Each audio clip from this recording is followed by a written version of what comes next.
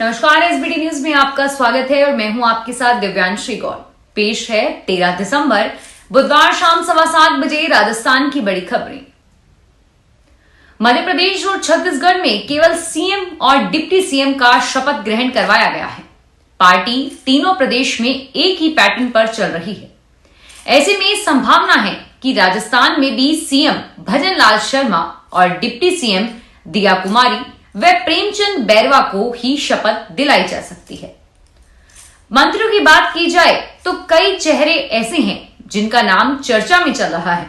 वरिष्ठों की बात की जाए तो अनीता बघेल, मंजू बागमार, सिद्धि कुमारी, मदन दिलावर, जोगाराम पटेल, जोगेश्वर गर्ग, संदीप शर्मा, जितेंद्र गोठवाल जैसे नाम चर्चा में हैं। और इसी तरह नए चेहरों की बात की जाए तो संजय शर्मा, शत्रुघ्न गौतम, नोक्षम चौधरी, बाबा बालकनाथ, महंत प्रतापपुरी, शैलेश सिंह, दीप्ति किरण माहेश्वरी, कुलदीप धनखड़ जैसे नाम भी मंत्री बनने की दौड़ में हैं। भजनलाल शर्मा 14वें राजस्थान के मुख्यमंत्री के तौर पर 15 दिसंबर को शपथ लेंगे और इसके लिए आज प्रदेश भाजपा कार्यालय में मीटिंग हुई, जिसमें मनोनीत मुख्यमंत्री भजनलाल शर्मा के अलावा प्रदेश भाजपा के बड़े नेता भी मौजूद रहे। शपथ ग्रहण समारोह सुबह 11:15 पर अल्बर्ट हॉल के बाहर होगा। समारोह में प्रधानमंत्री नरेंद्र मोदी, गृह मंत्री अमित शाह और भाजपा अध्यक्ष जेपी नड्डा भी शामिल होंगे। कार्यक्रम के लिए भाजपा शासित प्रदेशों के मुख्यमंत्रियों और उप मुख्यमंत्रियों को न्योता भेजा जा रहा है और इसी दिन दोनों उप मुख्यमंत्री भी शपथ लेंगे। इससे पहले आज सुबह भजनलाल शर्मा ने सांगानेर में सांगा बाबा मंदिर के दर्शन किए। झालावाड़ की गुंजन मीना ने दुबई में 28 नवंबर से 12 दिसंबर तक आयोजित क्लाइमेट चेंज कॉन्फ्रेंस में पूरे राजस्थान से एकमात्र प्रतिभागी के रूप में भाग लिया है। झालावाड़ जिले के मनोहर थाना से पूर्व विधायक कैलाश मीणा की पुत्री गुंजन मीना ने दुबई में 28 नवंबर से 12 दिसंबर तक आयोजित क्लाइमेट चेंज कॉन्फ्रेंस में पूरे राजस्थान से एकमात्र प्रतिभागी के रूप में भाग लिया। इसमें करीब 80 देश के प्रतिभागियों ने भाग लिया, जिसमें पॉल्यूशन को किस किस तरीके से कम किया जा सकता है इसको लेकर चर्चा हुई। जिले के अकलेरा निवासी गुंजन मीणा दिल्ली विश्वविद्यालय से रिसर्च कर रही हैं। उन्होंने बताया कि इस कॉन्फ्रेंस में भारत के प्रधानमंत्री नरेंद्र मोदी ने 2 दिन तक भाग लिया। यह समिट उत्सर्जन को कम करने और मौसम संबंधी घटनाओं से निपटने में विकासशील देशों के समर्थन करने पर केंद्रित रही। राजस्थान की नवनियुक्त उप मुख्यमंत्री दिया कुमारी ने कहा है कि भारतीय जनता पार्टी की सरकार प्रदेश में हर काम को प्राथमिकता के साथ करेगी। दिया कुमारी ने बुधवार को गोविंद देव जी मंदिर एवं मोदी डोंगरी गणेश मंदिर में दर्शन करने के बाद मीडिया से यह बात कही। उन्होंने कहा कि प्रदेश में सबसे काम किए जाएंगे और सारे काम प्राथमिकता के साथ किए जाएंगे। पाली के टेक्सटाइल उद्यमी के बुधवार को भी इनकम टैक्स टीम की कार्यवाही जारी रही। अधिकारी सुबह के समय वीरी नगर में उद्यमी के बंगले पर पहुंचे। बंगले के बाहर उनकी गाड़ियों की कर्मचारी सफाई करते हुए नजर आए। बता दें कि जोधपुर, पाली और रायपुर के पिपलियां कला में 3 व्यापारिक समूहों पर आयकर छापे की कार्यवाही प्रधान आयकर निर्देशक सुधांशु शेखर झा, संयुक्त आयकर निदेशक वेंकटेश वी, सहायक आयकर निदेशक अरविंद कुमार मीणा के नेतृत्व में हो रही है। 16 जगह घर, ऑफिस और फैक्ट्री में जांच की गई, जिसमें करोड़ों की अघोषित संपत्ति मिली। 1 से 1.5 करोड़ का कैश भी मिला। भाजपा सरकार प्रदेश व प्रदेशवासियों की उन्नति के लिए संकल्पित होकर कार्य करेगी। राजस्थान के नवनियुक्त उप मुख्यमंत्री और दूदू से विधायक डॉक्टर प्रेमचंद बैरवा ने बुधवार सुबह बीजेपी पूर्व प्रदेशाध्यक्ष सतीश पूनिया के जयपुर स्थित निवास पर मुलाकात की। इसके बाद प्रेमचंद बैरवा को भाजपा पूर्व प्रदेशाध्यक्ष डॉक्टर सतीश पूनिया ने अपने जयपुर स्थित अपने जन संवाद केंद्र पर हार्दिक बधाई और शुभकामनाएं दी। पूनिया ने प्रेमचंद बैरवा को गुलदस्ता देकर अभिवादन किया और इसके बाद वहां मौजूद बीजेपी कार्यकर्ताओं ने भी प्रेमचंद बैरवा का स्वागत, अभिनंदन किया। राजस्थान में विधानसभा चुनाव संपन्न होने के बाद भाजपा लोकसभा चुनाव की तैयारियों में जुट गई है। विधानसभा चुनावों में उन्होंने कितना अच्छा प्रदर्शन किया था उसके आधार पर वे नई टीमें बना रहे हैं ताकि वे लोकसभा चुनावों के लिए ढिलाई न बरते। इसके चलते कई जिलों के संगठन में बदलाव हो सकता है। इस बदलाव को आप यहां भी होते हुए देख सकते हैं। जानकारों का कहना है कि विधानसभा चुनाव में अलवर जिले का प्रदर्शन कांग्रेस की तुलना में कमजोर रहा और इसीलिए लोकसभा चुनाव जीतने के लिए टीम बना रहे हैं। विधानसभा चुनाव में 11 में से 5 सीटें भाजपा के खाते में आई है, जिसमें अलवर उत्तर में 3 व दक्षिण क्षेत्र में 2 सीटें शामिल हैं। राजस्थान में नई सरकार के गठन के साथ ही विधानसभा में स्पीकर भी बदला जाएगा। अभी कांग्रेस के नेता सीपी जोशी विधानसभा अध्यक्ष हैं, लेकिन अब उनकी जगह भाजपा के नेता वासुदेव देवनानी नए विधानसभा अध्यक्ष होंगे।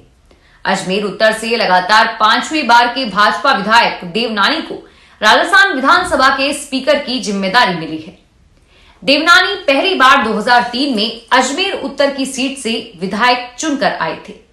इसके बाद 2008 और 2013 में फिर से चुने गए और वह 2003 से 2008 में वसुंधरा राजे सरकार में तकनीकी शिक्षा राज्य मंत्री थे।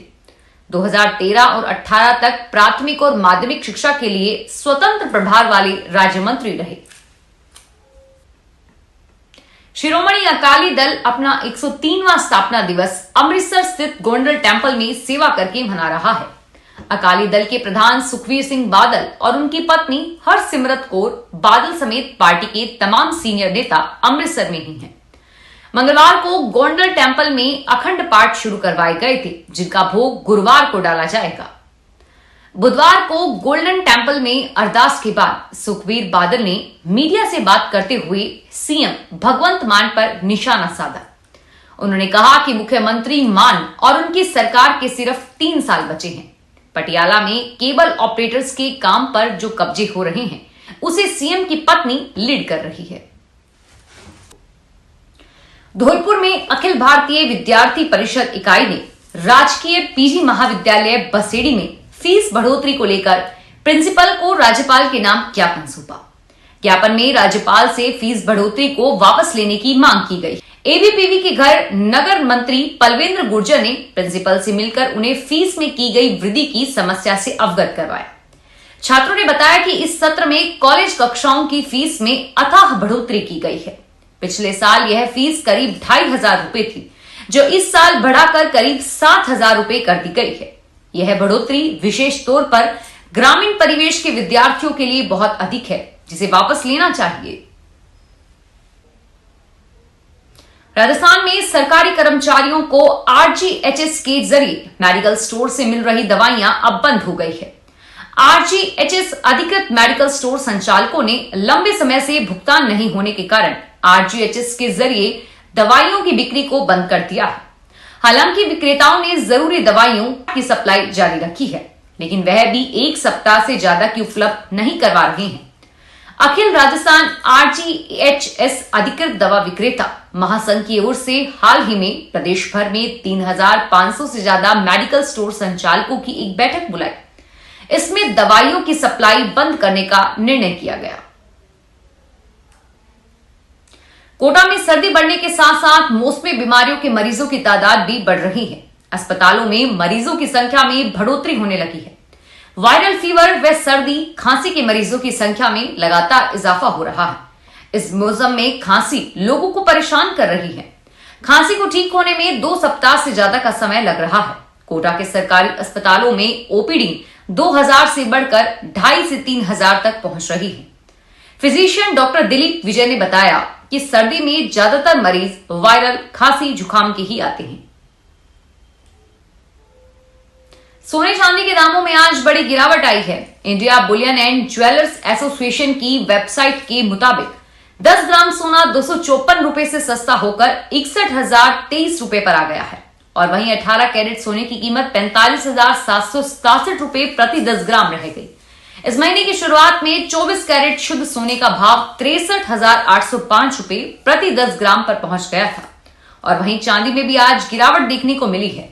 ये 757 रुपए से सस्ती होकर 70,818 पर आ गई है और इसी महीने 4 दिसंबर को चांदी 77,000 के पार पहुंच गई थी और इसके बाद इसमें गिरावट देखने को मिली है। सीबीएसई बोर्ड की ओर से बड़ा निर्णय किया गया है। सीबीएसई अब 10वीं और 12वीं के बोर्ड एग्जाम के रिजल्ट में डिस्कशन, परसेंटेज और ओवरऑल डिवीजन नहीं देगा। इसका मतलब यह हुआ कि किस स्टूडेंट सेकंड या थर्ड डिवीजन हासिल की है, यह जानकारी अब बोर्ड नहीं देगा। इसके साथ ही किस छात्र या छात्रा के किस विषय में बेहतर अंक आए हैं, यह भी अब बोर्ड नहीं बताएगा। बोर्ड की ओर से लिए गए इस फैसले के बाद से निश्चित तौर पर बोर्ड परीक्षाओं पर रिजल्ट का प्रेशर कम किया जा सकेगा।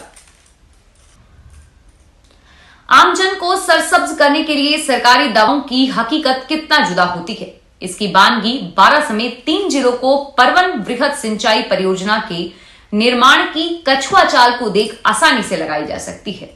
परियोजना के शिलान्यास के दौरान सरकारों ने इस बांध में वर्ष 2022 में किसानों को सिंचाई के लिए पानी देने का भरोसा दिया था, लेकिन अब 2025 में इसके बांध का निर्माण होने के बाद इसे भरा जा सकेगा, वो भी तब जब सरकार इस परियोजना के लिए मांग के अनुरूप बजट उपलब्ध कराती है। वर्तमान में पार्वती नदी के अकावद बांध का पानी कम होने से मुख्य बांध के निर्माण का कार्य कराया जा रहा है और इसमें 2025 के मॉनसून में यह भर सकेगा। फिलहाल इस बुलेटिन में इतना ही और फिर हाजिर होंगे तमाम बड़ी खबरों के साथ। धन्यवाद।